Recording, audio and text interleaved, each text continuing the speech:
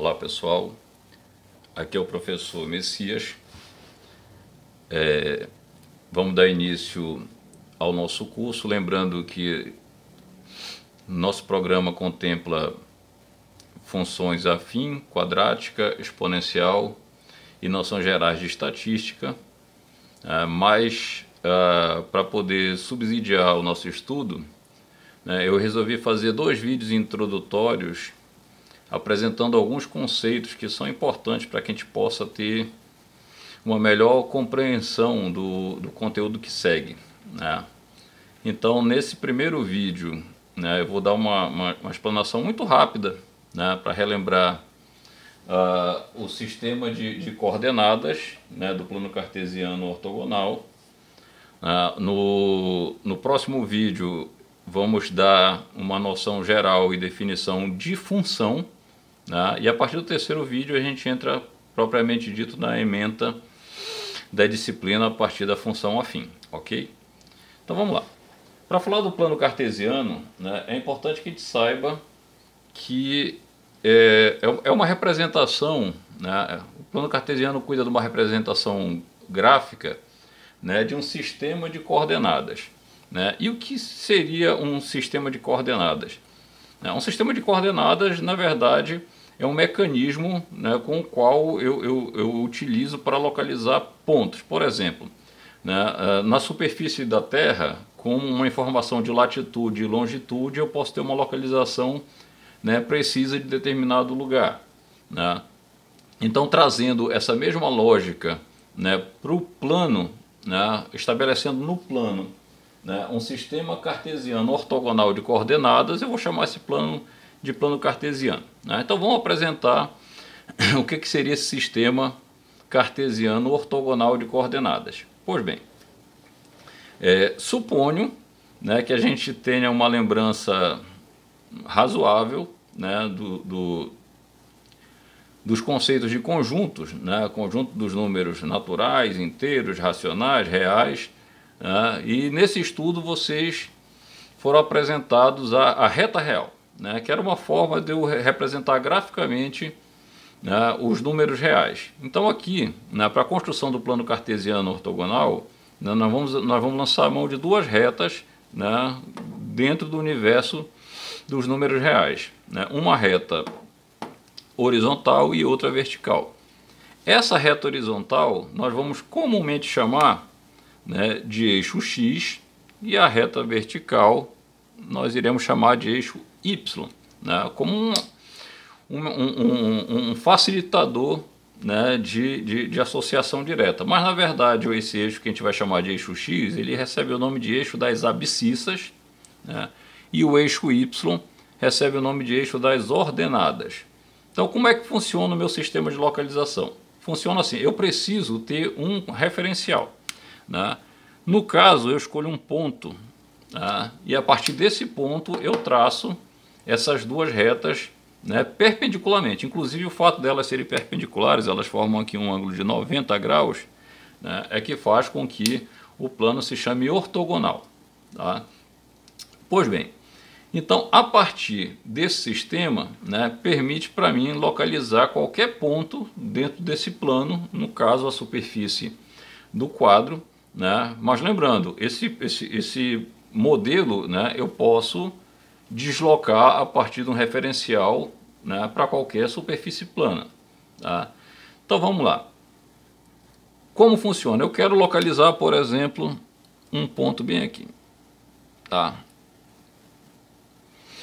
Eu quero saber como eu identifico esse ponto a partir da minha origem. Bem, então esse ponto ele tem 2 informações importantes.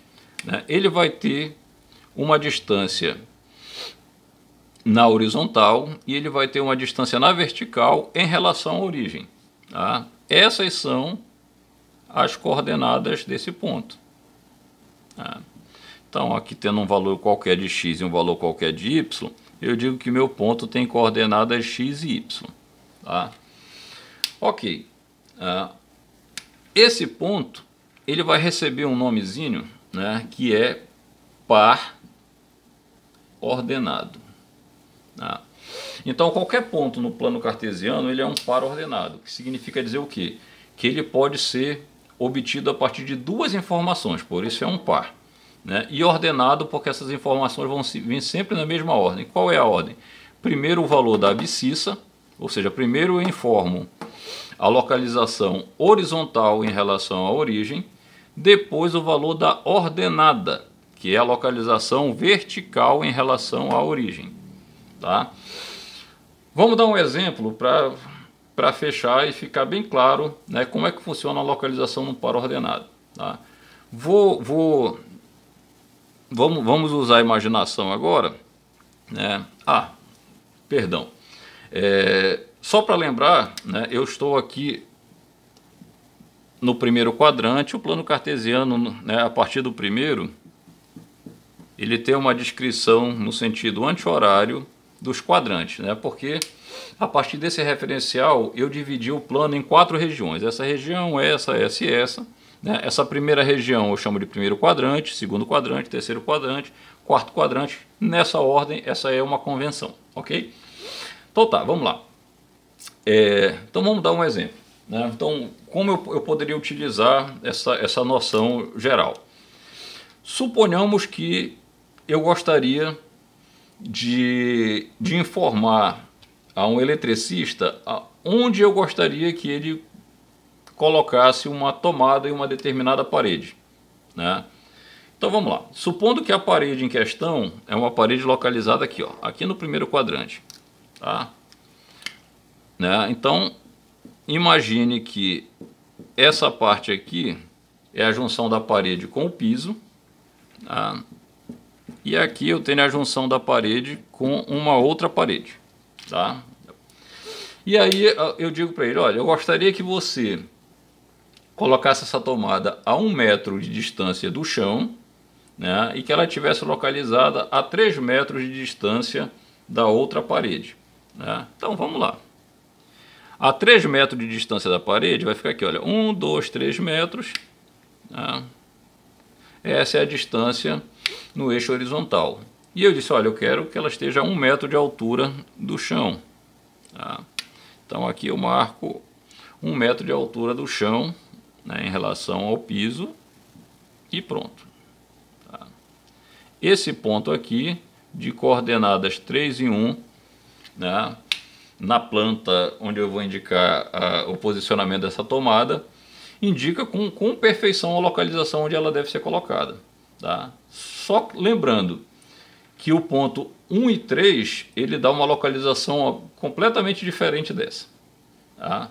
Então é necessário, né, para a perfeita localização de qualquer ponto no plano cartesiano, que esse par esteja em ordem, tá? Que venha primeiro o valor de x, ou seja, o valor da abscissa, depois o valor de y, que é o valor da ordenada. A partir daí, nós podemos localizar qualquer ponto no plano cartesiano. Obviamente que para facilitar o nosso entendimento, né, estamos trabalhando aqui com números naturais, né, mas lembrando que tanto o eixo y tanto o eixo x quanto o eixo y são retas reais, então eu tenho qualquer número, né, racional ou irracional pertencendo a esses eixos, ok?